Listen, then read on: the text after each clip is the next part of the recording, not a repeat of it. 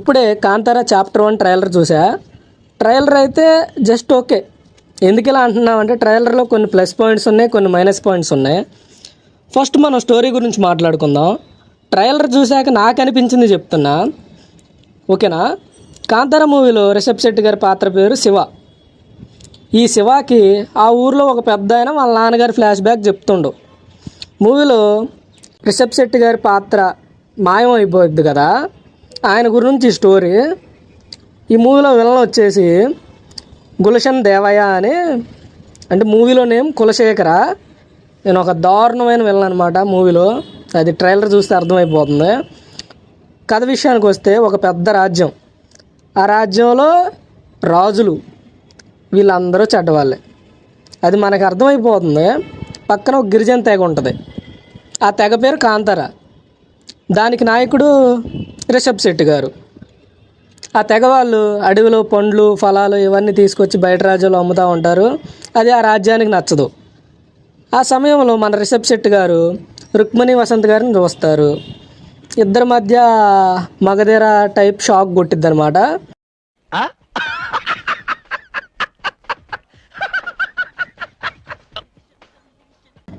అది కొట్టాక ఇద్దరు లవ్ చేసుకోవడం స్టార్ట్ చేస్తారు. వీళ్ళిద్దరి మధ్య ప్రేమాయణం మొదలైద్ది. ఇది ఆ రాజ్యంలో ప్రజలకు తెలుస్తుంది ఫస్ట్. తర్వాత యువరాణి తండ్రికి, యువరాణి బావ అంటే మెయిన్ విలన్ ఉండగా వాడికి, ఇవి వాళ్ళిద్దరికీ తెలుస్తుంది.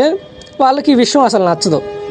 ఒక తెగవాడు యువరాన్ని ప్రేమించడం ఏంటి, అసలు నార్మల్గా వీళ్ళకి ఆ తెగ మీద పగ ఉంది.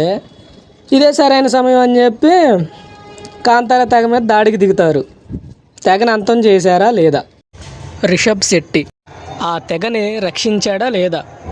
ఒకవేళ రక్షించుంటే మాత్రం ఈ తెగ అంతా కలిసి ఆ విలన్ రాజ్యం మీదకి వీళ్ళందరూ కలిసి వెళ్ళి వేసేస్తారు వాళ్ళని.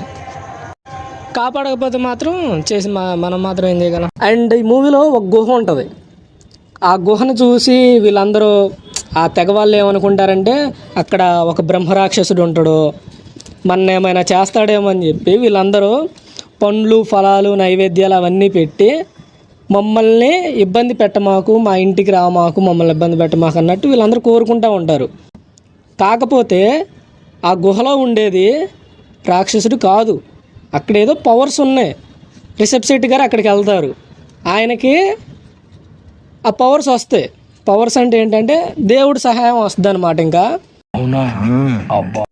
అది ట్రైలర్లో నాకు అర్థమైంది. అయితే ట్రైలర్ లాస్ట్ షాట్లో చూపించింది కూడా అదే. మనకి త్రిశూలం పట్టుకొని రౌద్రంగా నుంచొని కళ్ళల్లో ఒక మెరుపుతో ఉంటాడు రిషబ్ శెట్టి.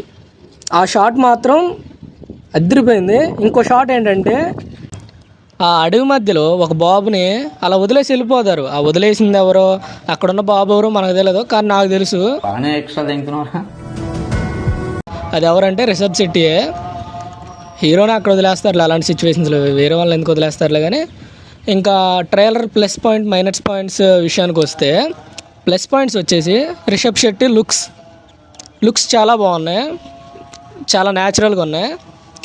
అండ్ బీజిఎం విషయానికి వస్తే అంజనీష్ లోక్నాథ్ మ్యూజిక్ డైరెక్టర్ ఈ మధ్య బీజిఎం చంపేస్తుండో, ఈ ట్రైలర్ కూడా చంపేసిండు. మంగళవారం మూవీ, విరూపాక్ష మూవీకి బ్యాక్ బోన్లో నిలబడింది అంజనీష్ లోక్నాథ్ మ్యూజిక్కే. కాబట్టి మ్యూజిక్ అయితే అదిరిపోయింది. అండ్ ఇంకో ప్లస్ పాయింట్ ఏంటంటే మూవీ విఎఫ్ఎక్స్ అన్నీ న్యాచురల్గా తీశారు. ఈ గ్రీన్ స్క్రీన్లు వాడటం అవన్నీ ఏం లేవు. 125 CRకి న్యాయం చేశారు. విజువల్స్ మాత్రం టాప్ నాచ్లో ఉన్నాయి. చూద్దాం, October 2 మూవీ రిలీజ్ అవ్వబోతుంది కదా. మూవీ వచ్చాక రివ్యూ చేద్దాం, అప్పుడు తెలుస్తుంది కదా మూవీ హిట్టా ఫట్టా అని. నేనైతే మూవీ హిట్ అవుద్దని అనుకుంటున్నా.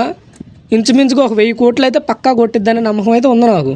మీరేమనుకుంటున్నారు? కాంతారా చాప్టర్ 1 ఎంత కలెక్ట్ చేస్తుంది అనుకుంటున్నారు? కామెంట్లో చెప్పండి. That's the review guys. Subscribe చేయటం మర్చిపోమాకండి. Love you all.